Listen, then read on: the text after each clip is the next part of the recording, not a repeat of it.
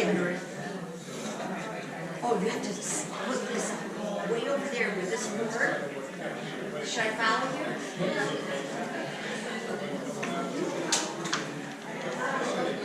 Oh, no.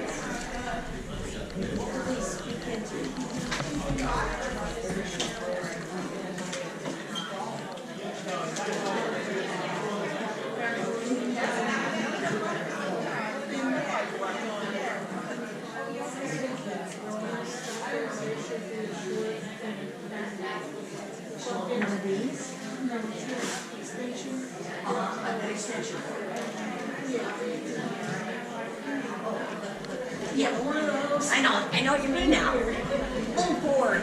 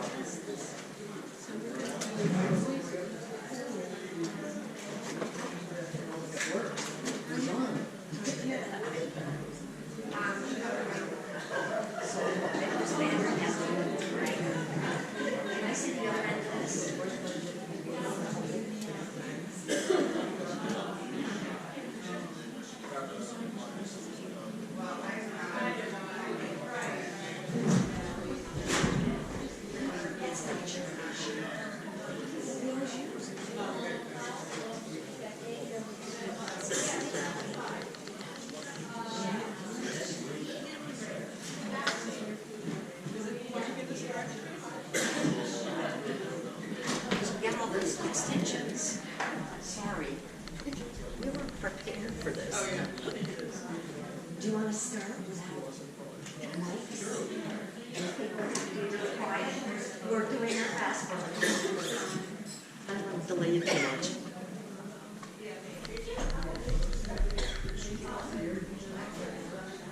Good afternoon, folks. For showing up to East Bridges United Methodist Church for a moment such as this. If you can hear my voice, clap once. If you can hear my voice, clap twice. Great, great. Well, if you'll take your seats, we are going to get started with our program. My name is Reverend Paul Fleck. I am the Executive Director of Immigration Law and Justice New York, which is an immigration ministry of the United Methodist Church. We have offices in Upper Manhattan, and we have an office out in Hicksville on Long Island here. And as I've told Juana and may have mentioned to Osmond, it's one of my great goals to get further out on the east end of Long Island where immigration legal services are needed the most. But I'll turn it over to Juana to introduce herself, and she can introduce Osmond to introduce himself. My name is Juana Cortez de Torres. I am the director of the Immigrant Legal Rights Project for Rural and Migrant Ministries. We have several locations on the east end. We're here in Riverhead, in approaching Westchester, and further north we're in Hudson Valley, the Catskills, and Western New York. So thank you for inviting me and having Rural and Migrant Ministry here today. Osmond? Good afternoon, everyone.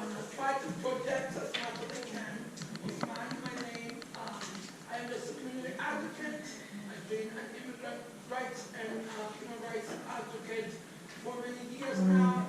I started my activism when I was in high school, so now you know my age. But we continue now monitoring and reporting on high schools. Thank you for having me.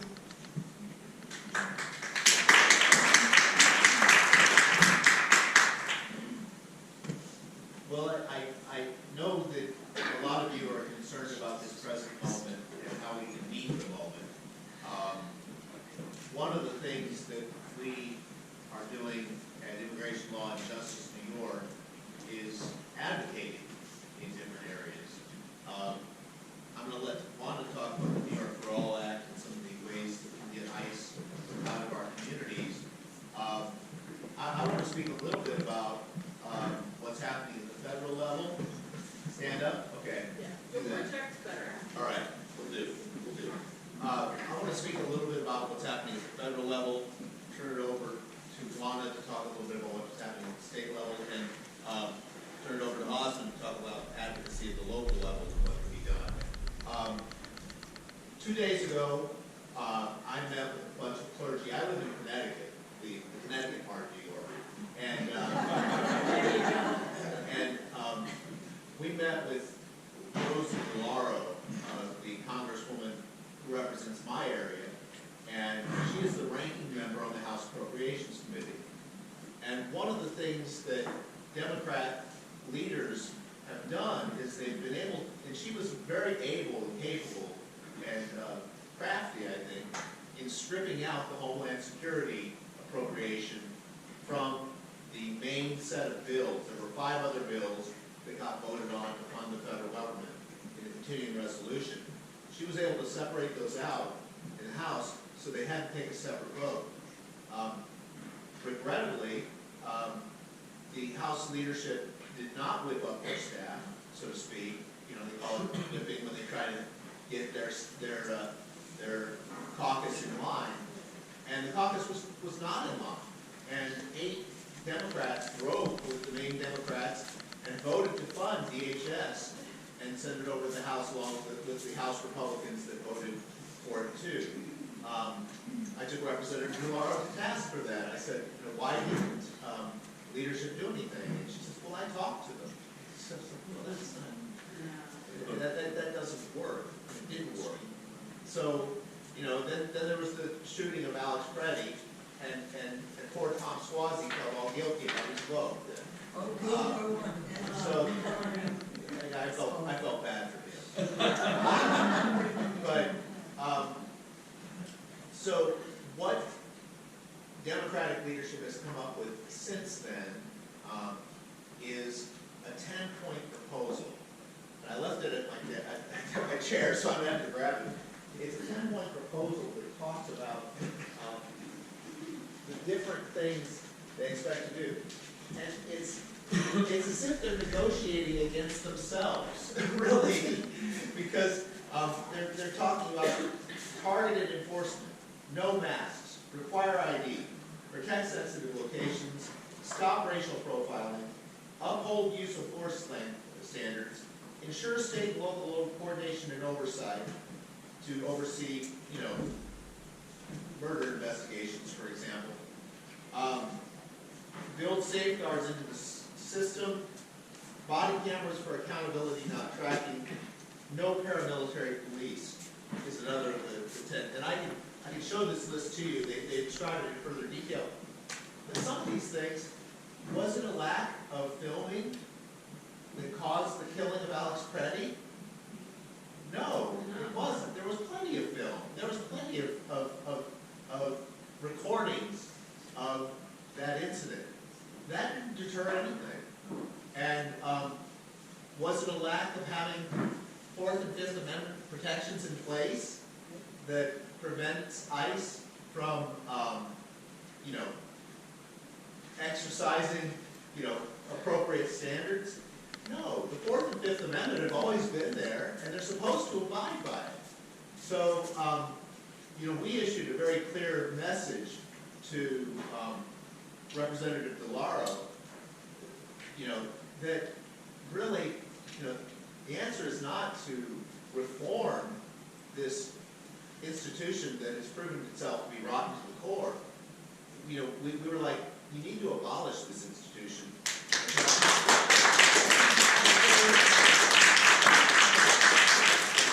So on February 25th, a lot of us Methodists, myself included, are going to Washington D.C. I think Wanda's going to join us as well.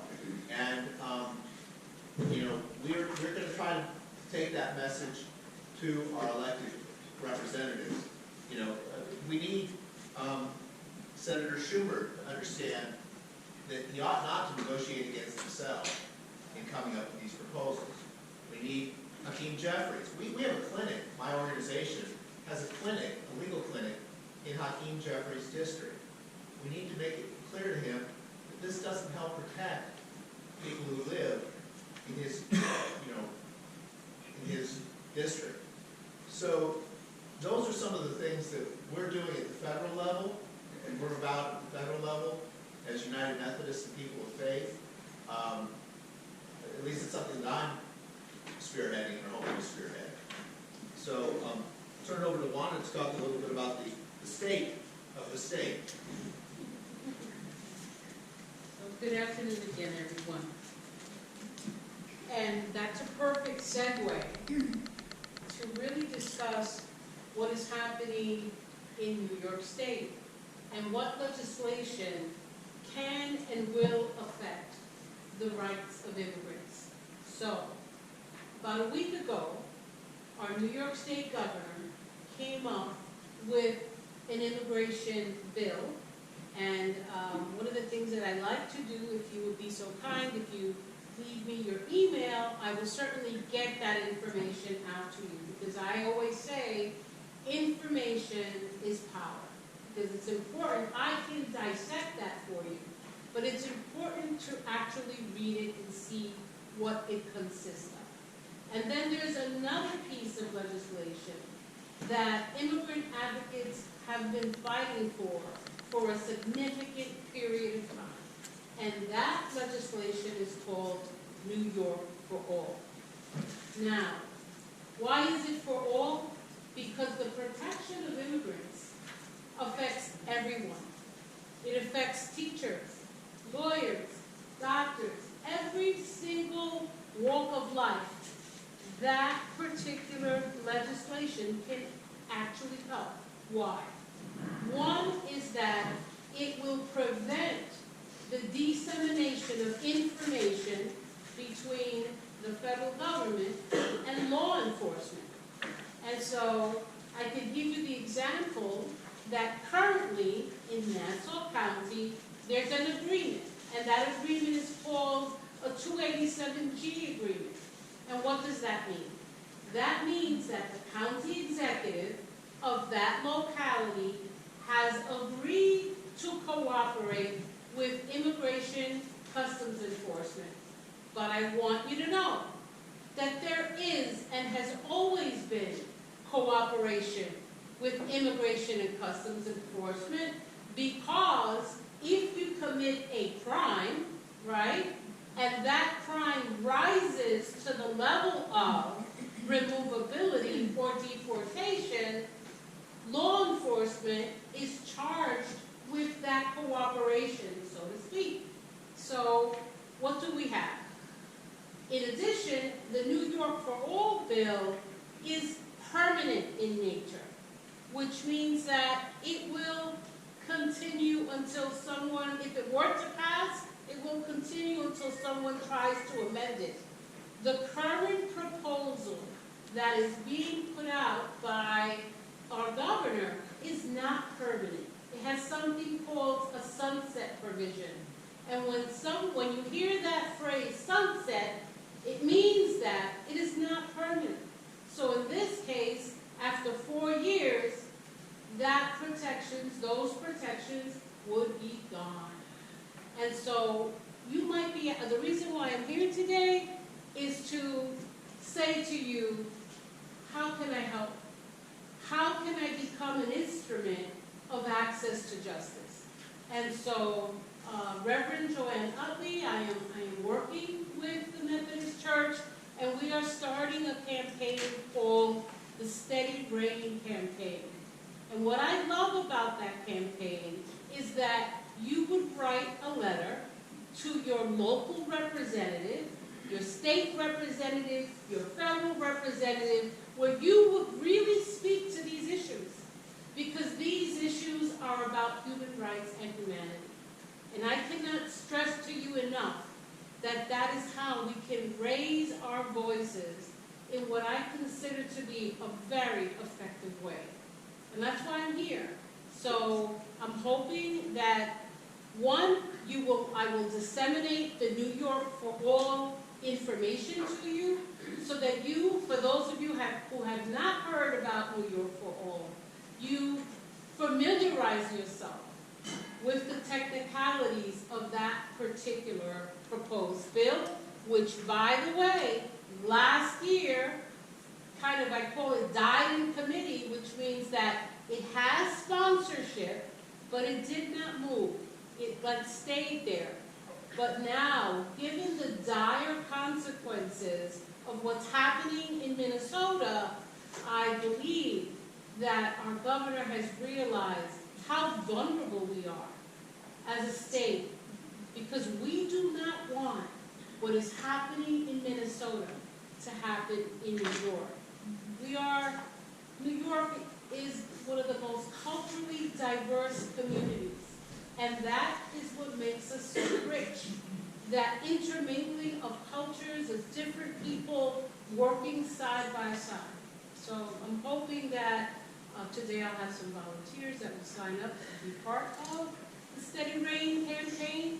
And I really am looking forward to working with the Methodist Church. It will be my pleasure and my honor. Thank you.